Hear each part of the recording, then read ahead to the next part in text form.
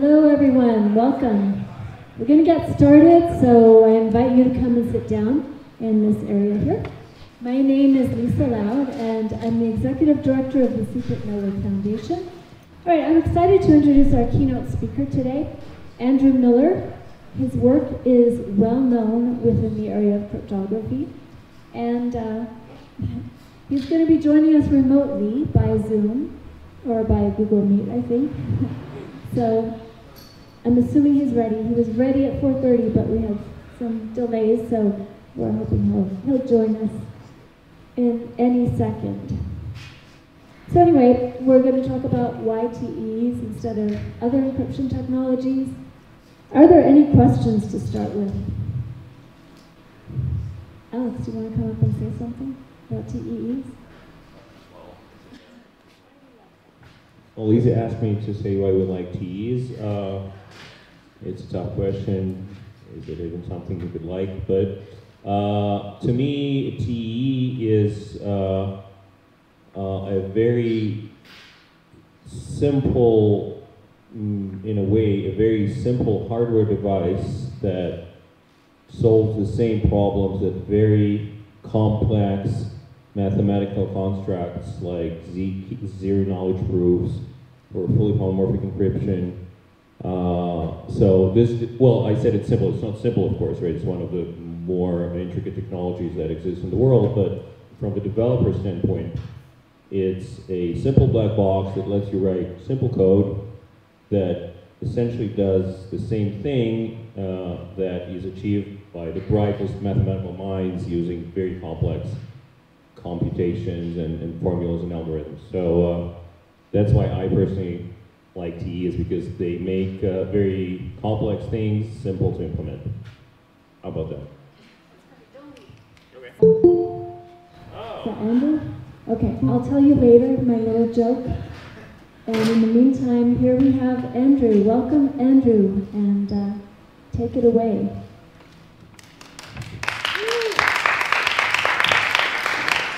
All right, hello, you hear me too? Okay. Well, I neither see nor hear anything there, but I can just launch into a presentation if you want. I think we're good to go, so I should just start. I will screen share. All right, you can let me know if anything's going wrong, but I will assume that that's going good and you can see me there. All right. Hey, everyone. I have no idea how many of you there are, but as long as there's some of you there, I'm glad you're here at the Beyond ZK workshop. Happy to give this talk about, well, I'll explain what I want to do, but I want to group together a bunch of things on the quest for privacy-preserving smart contracts. I'm a researcher from UIUC. I'm on sabbatical and spending a couple of years working with the Web3 industry, including flashbots and cycles, and some others to make privacy-preserving smart contracts a reality. To me, I've been very interested in this quest now for about that much time. I think that smart contracts are the most important place of innovation that's going on right now. I think everyone in East Denver is basically agreeing with that. More specifically, I think that having privacy tools at the hands of smart contract developers is probably the most important thing to improve on to unlock all of the innovation that Web3 can do.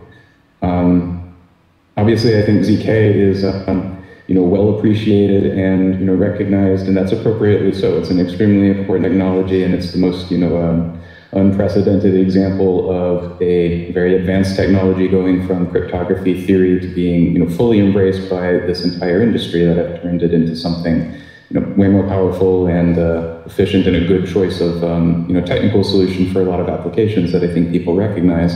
And of course, this workshop then is about other technologies that might be follow a similar path and be the next thing that unlocks a lot of important applications like multi-party computation, fully homomorphic encryption, and the trusted execution environments I'll talk about.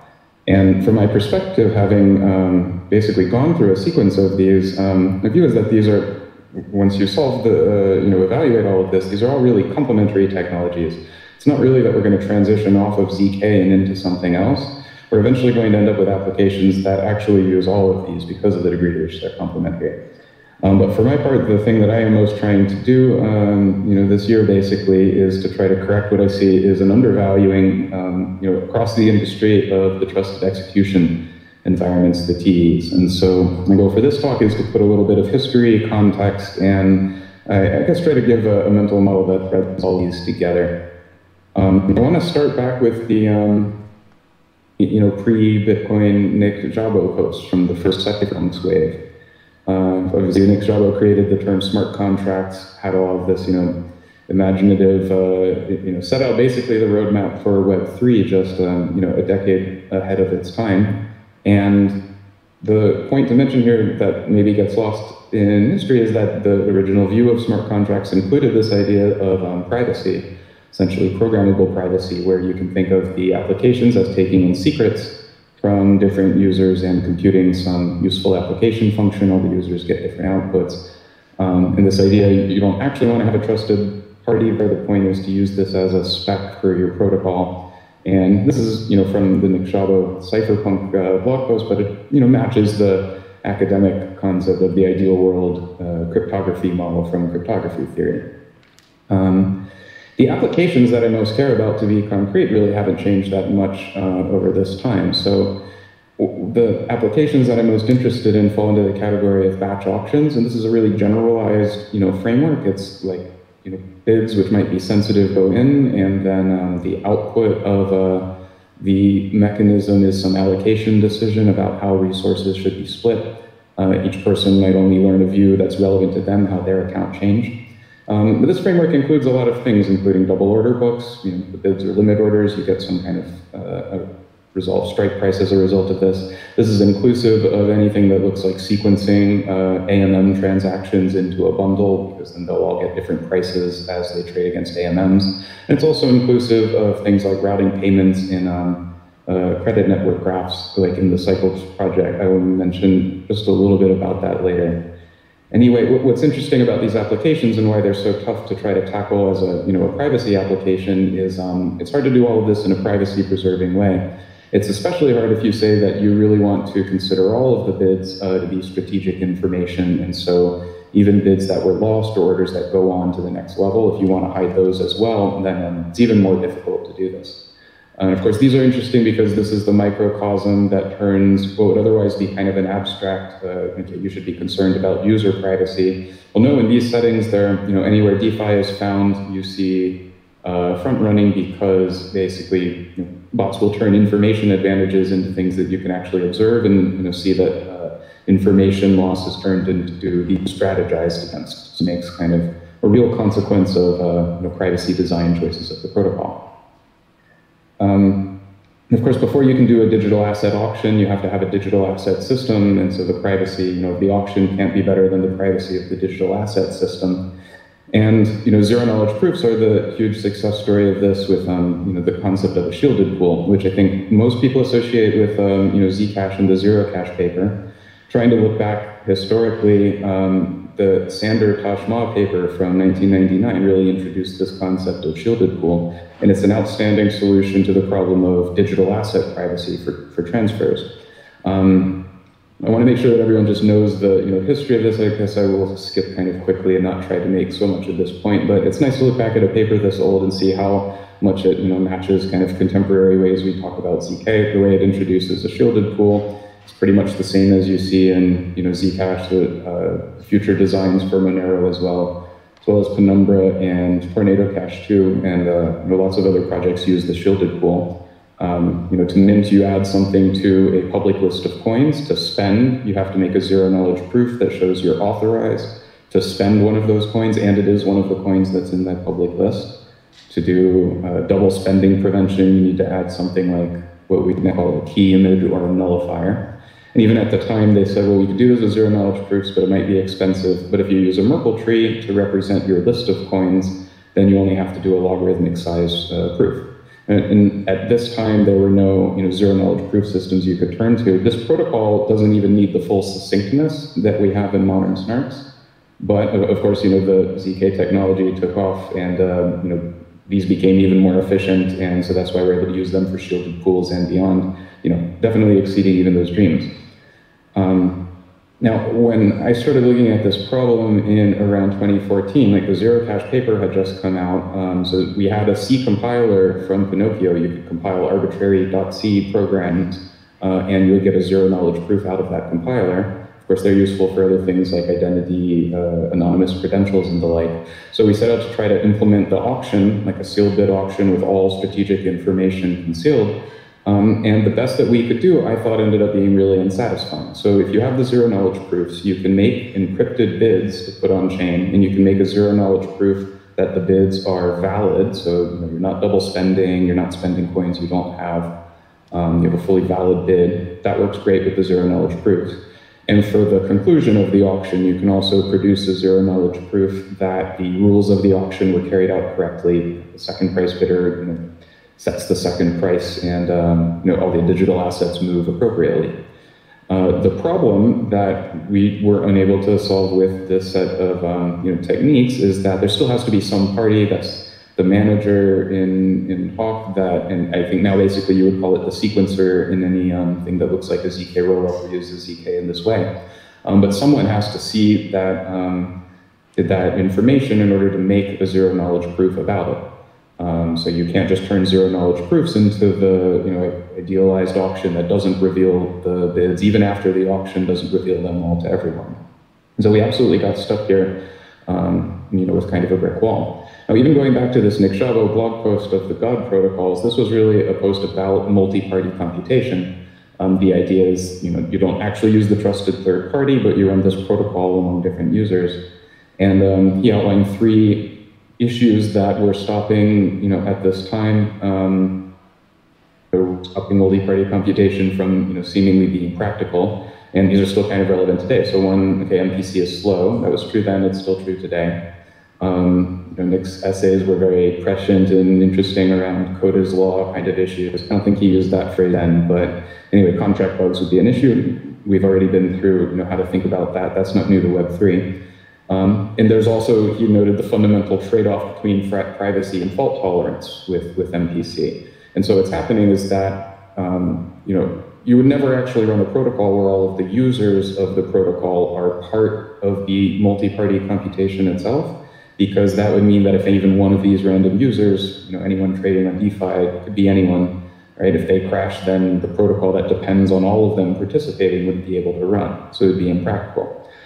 So instead, what we have moved to is multi-party computation as a service, where you have a threshold. You could think of this as a threshold set of validators or threshold key holders, or just a multi-sig for computation. And so the idea is that instead of having just single node, the auctioneer, who gets to see all of the content and makes the zero knowledge proof at the end of the application, you now distribute this trust among some panel of n nodes, and then only a fraction K of them are required to participate. But then, this is distributing the trust because no individual getting hacked, loses all of the sensitive data for this application. We've worked on this problem for a while. There are others in this category, but just the one that I worked on would mention is on ePrint called Ratel. And so we tried to carry out basically a sealed bid auction, a batch auction of some form using AMMs, using kind of a suite of technology. Now, besides the performance, which we absolutely ran into, so continues to be a big issue, to me, the most dissatisfying thing with this operating point is this issue of key holder collusion. So the whole point of secret sharing is that not everyone, fewer than K nodes colluding don't see anything, but if you do have K nodes work together, they can decrypt not just the output like they're supposed to, but they can decrypt all of the inputs as well. And this is something that's difficult to disincentivize because it doesn't leave evidence. It's hard to slash people on the basis of having decrypted because they don't have to tell you about it when they've decrypted it. Maybe you get strategized against, but you can't really prove what it's from. Just to give a mental model, if you haven't seen multi-party computation or secret sharing, I think this mental model is the right one to have. It's a way of, I want to point it out this way because it's not really a form of encryption. It is an encoding. It's kind of a form of encryption, like distributed encryption.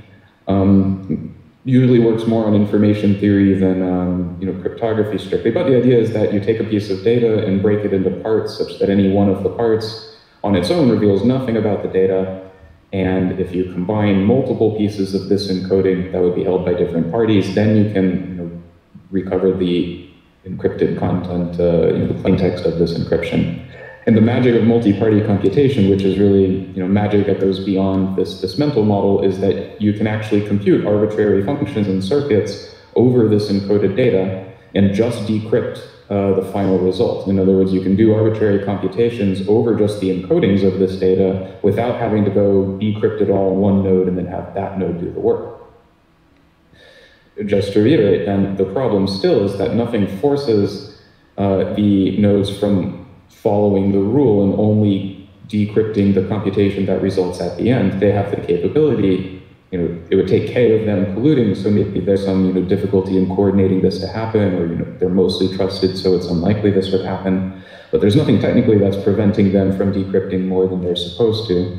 And this we're stuck with as this fundamental limitation of MPC for this task. So, where we're at so far is basically a flowchart that really depends on whether or not your application requires something like an auction with private bids, where the outcome depends on potentially all of the parties' private input.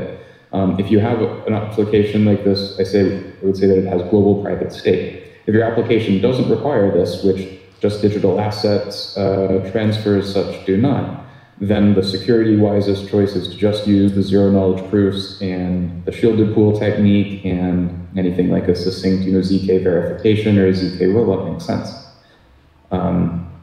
In the context of the multi-prover applications, there's even rooms for TEs, which I'll get to next, but for the security viewpoint, if you can get away with using a shielded pool, that's the safest option, so you should. On the other hand, if your application does use global private state, it doesn't matter if you want to be security conscious, you don't really have other options. You have to take on some additional trust assumption. It could be a single party like the manager and awk, or what we would have as a sequencer now. It could be this kind of threshold distributed trust, or it could be trusted hardware, which I'll get to next. But the point of these is that only the trusted hardware is going to turn out to be providing any defense against this issue of the nodes colluding to decrypt more than they're supposed to. To hear, before getting into the TE, say just a bit about how to, in this framework, think of fully homomorphic encryption, just because I think that it is easy to get the wrong impression of what it does and how it fits into here. So the problem with, at least one of the problems with MPC is that not only is there this protocol for the multiple parties to do a compute a function directly on the encoding of the secret shared data, but this is really expensive, and it's really expensive in part because of the communication costs required between all of these nodes. And so what fully homomorphic encryption allows you to do is basically get a different performance trade-off. You can trade off trusted and bandwidth intensive operations from the key holders into a really small task for the key holders and a somewhat larger but not as network intensive task that can be done by untrusted nodes for the computation. So it basically lets you turn trusted network into untrusted computation, which is a great performance trade-off. The multi-sig key holders basically are idle most of the time and not transmitting most of the time. They only really have to show up to decrypt the final result, and that's it. But this is a performance optimization. It does not fundamentally change the trust model, and in particular, if this is a K of n nodes holding the threshold decryption key, K of them colluding would be able to decrypt whatever was encrypted there, including the original inputs and intermediate values, not just the final result like they're supposed to. And so it's not providing a defense against that. So let me give this here's schematic for how to think at a high level about where TEs fit in. So to me, what's interesting about TEs, this trusted hardware, is that they provide a very different, that they're still not completely solving the problem of trust required for this global private state, but they are bundling and rebundling it and translating it in a way that is very different and I think really good for disintermediation. So you have the manufacturer of the TE, which is like Intel for SGX or AMD for SEV, and you have operators, which could be the cloud operators like Azure. The manufacturer has essentially a stamp that they are able to imprint into the processors at manufacturing time that enables them to make these signed certificates that are recognizable as having come from that hardware.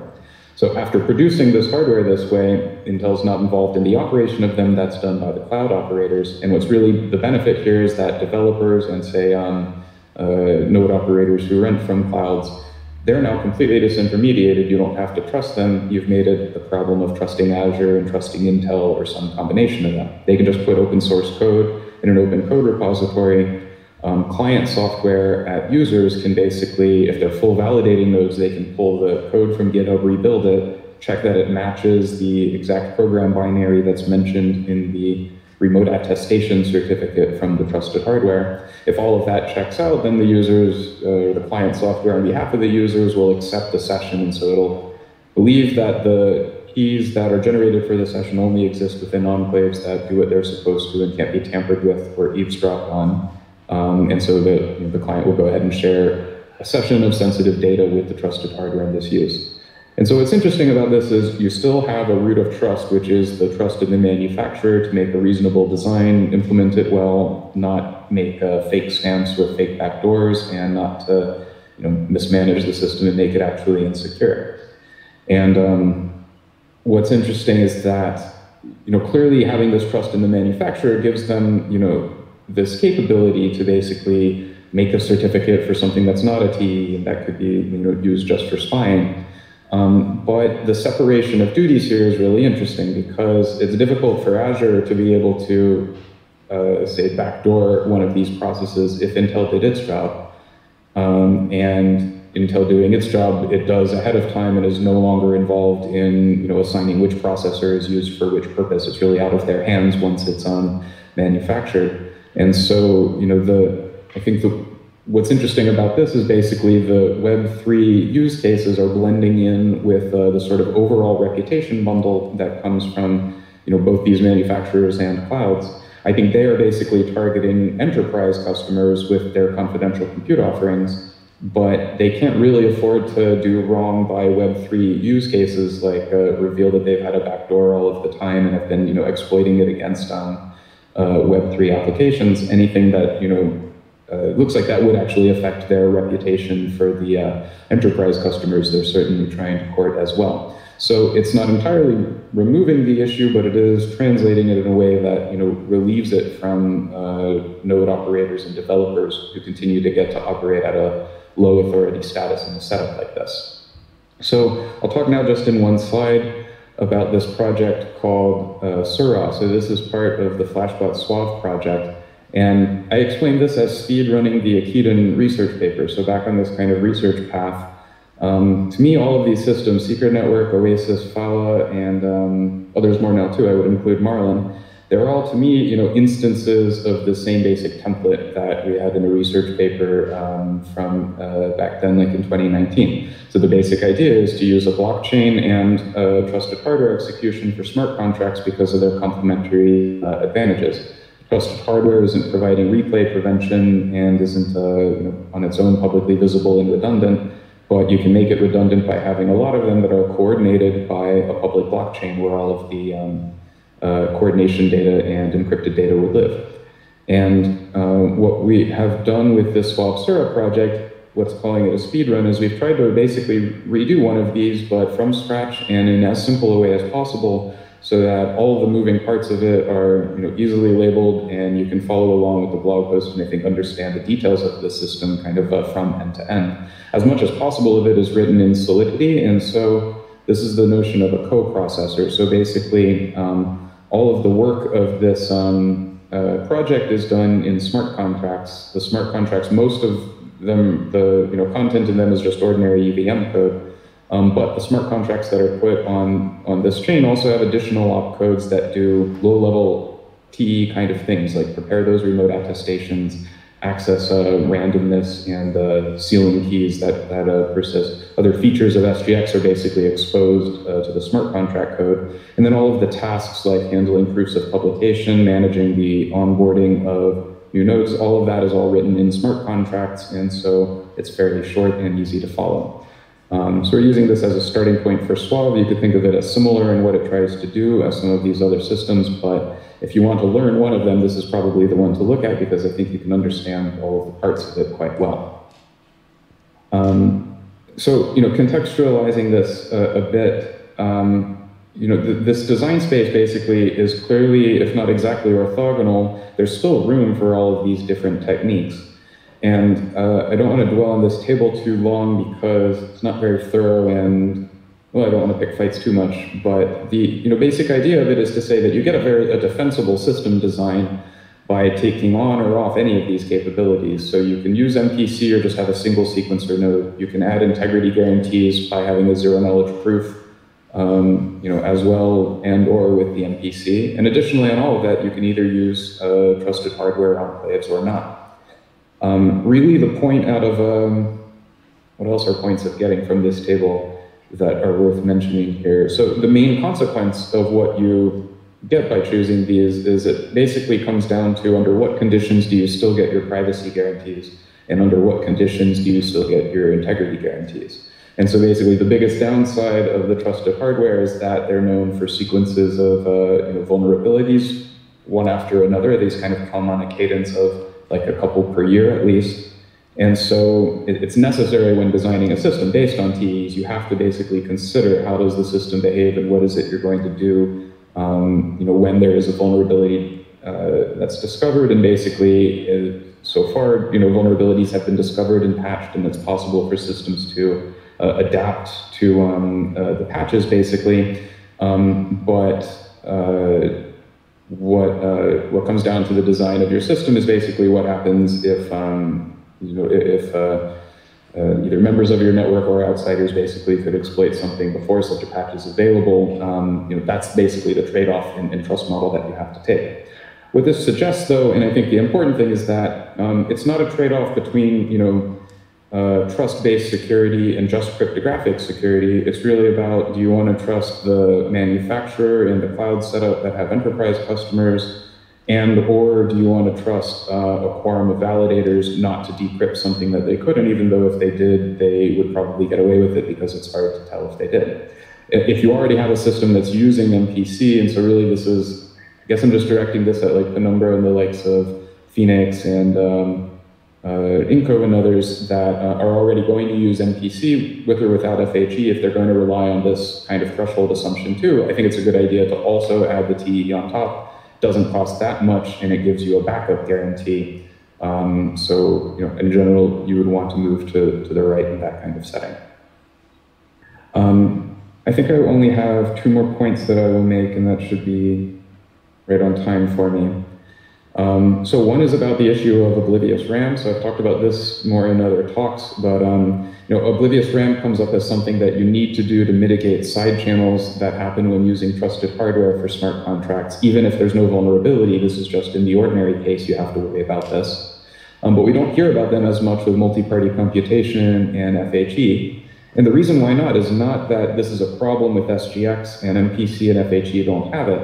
It's really just that it's really just that so far we only get to this point in the SGX, the trusted hardware applications due to performance. It basically seems so far out of reach for the others that we haven't quite gotten there. Basically, any application where you have a large data set, whether or not the data set itself is public, if you want to make queries to this data based on a private index, like you have the address of one user, but that's private in the secure computation, and you want to fetch this from a large data set, you're going to have to do this with ORAM, whether or not you're doing a multi-party computation here, or whether or not you are doing FHE as well, the same issue will be present. You don't want to just scan over the entire data set. That would be way too slow if the data set's big. But you can't just say, oh, this is the area that I'm interested in, and ad hoc things of just scrambling it a bit or trying to query several things, still will leak statistical information. So ORAM as an algorithm is a good fit there.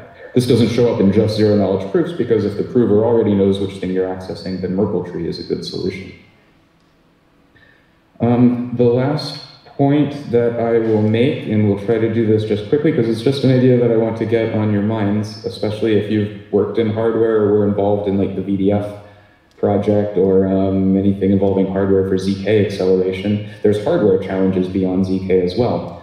Something that I would really like to see, and I think this is a long-term project for the Web3 ecosystem, especially the hardware folks, is to try to replace this decentralized root of trust while still having the main qualities of TEs. So I think that the three requirements, if we had these in a hardware design, would fit this. We need something that's tamper resistant. I think the SGX gets that just by being very intricate, like the very small, small number of nanometers in their manufacturing process. There are other ways of getting this as well through things like physically unclonable functions. Obviously, we would want an open source and transparent hardware. Also, the whole design process should be, have as low barrier to entry as possible. The point is to support decentralized manufacturing of Web3 dedicated, trusted hardware. We would also need hardware that's easy to expect. Like if you chose to destructively analyze it, you would want to be able to tell if it was built according to the spec, and therefore it would have been tamper resistant if you hadn't just destroyed it to measure it. If you had all of these three satisfied by a blockchain native, smart contract VM in hardware, and it's tamper resistant, then putting these together, we would basically have hardware that could be manufactured by anyone anywhere, but we have a process we can go through to randomly test it. I'll skip a picture of what a puff would look like, but just in a nutshell, what this random analysis would look like. You might manufacture a circuit that has lots of different components on it. You would commit to all of these when you're turning on your new hardware to join a TE network. And by a random process, some of these are basically going to be marked for destructive analysis, which means they actually have to get measured at an ETH Denver conference or something, in a public spectacle kind of way. And if the randomly selected sample of all of these turn out to be good after destructive analysis, then it's safe even by cryptographic, exponentially small chance of failure, good chance that you get a secure application if you run local MPC, network just local to the chip on the ones that weren't marked for destructive analysis. So that's a long-term pipe dream, but to put it there. And I would wrap up here. Pitch a bunch of other things that are upcoming that you might be interested in seeing. And you should talk to Nurla from my group and Tian Yao from Alingxi's Oblivious RAM group. They're both there, so you should talk to them about these topics too. Okay, I'm going to stop there. There's no audio, someone could read any questions by Patrick's Telegram chat. Wow, amazing. Thank you, Andrew. Are there questions for Andrew? Questions are being collected. All right, okay. With ORAM, you need to hide your access path, not just from the nodes themselves, but from all of the infra. And with RPC nodes, there's no verification. It's absolutely true that the point of ORAM here is to hide access patterns from not just the host, but from everyone else as well. I guess what you're imagining is that, maybe this comes down to just a detail of exactly how ORAM works. You should go try to talk to Tian Yao and get an explanation of this probably. The way that ORAM transforms this is it does turn, it is a protocol that turns what would otherwise be queries directly to this data set. They're now queries into a different encoding of the data set. And the nature of the way that you access it is that even when you logically access the same location, this turns into completely randomized access. Because for me, the most important thing to understand about ORAM is that when you write back in ORAM, every time you read, you also write back something. And so the data set that is untrusted is constantly being shuffled a little bit every time you do a read or a write operation. And so from the viewpoint of an RPC server, if it were an RPC server hosting ORAM, right, it would not reveal any information about which values were being accessed. And I guess you were talking about authentication there, which is if you get some data from an RPC service, even if it was encoded in ORAM, how do you know that it was how do you know that that was constructed correctly? I think that there are basically a couple of options. So one is the remote attestation could, it can be used, like you would use the trusted hardware also to be initializing and updating the ORAM. So that would come along with remote attestations that give some evidence that it's correct. You can also basically retrieve the entire Merkle root that corresponds to like an Ethereum L1 Merkle root as well. So that would add some overhead compared to ORAM without it, but it's still feasible within there. Finally, there's no reason why you can't do a zero-knowledge proof of correct ORAM construction as well. I'm not sure what the overheads would be associated with that. So that's the best I can do answering that question as best I understood it. Any other questions? All right, my understanding is ORAM enables confidentiality for access patterns for send and receive. How practical, or what is the current status of ORAM for DeFi? Such as DEXs and lending. I don't want to spoil by saying anything concrete right now on benchmarks. You're welcome to try to find Tian Yao, and you can probably leak more specifics there. So yeah, I'm not going to answer that with anything quantitative right now, but I do appreciate the question. And if you want to find the people that Andrew's talking about, they're hanging out at our hacker house quite a bit, so come by our hacker house. All right, I think we'll wrap it up there. So let's give them a round of applause. You want to hear what the practical telling about it?